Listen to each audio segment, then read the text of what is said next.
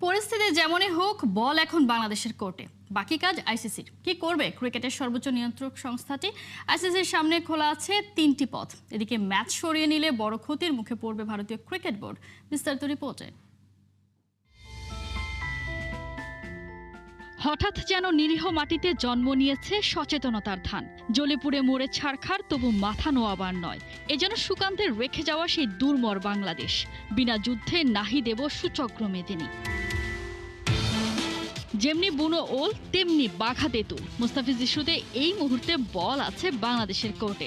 আইসিসিকে সাফ জানিয়ে দেওয়া হয়েছে বিসিবির চাওয়া।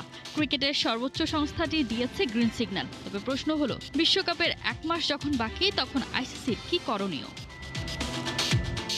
এর আগে 1996 বিশ্বকাপে নিরাপত্তা ঝুঁকিতে শ্রীলঙ্কার মাটিতে গ্রুপ পর্বে নিজেদের ম্যাচ খেলতে যায়নি ওয়েস্ট ইন্ডিজ আর অস্ট্রেলিয়া। 2003 বিশ্বকাপে কেনিয়ার নাইরোবিতে সন্ত্রাসী হামলার আশঙ্কা থাকায় নিউজিল্যান্ড সেখানে তাদের গ্রুপ পর্বের ম্যাচ খেলতে যায়নি।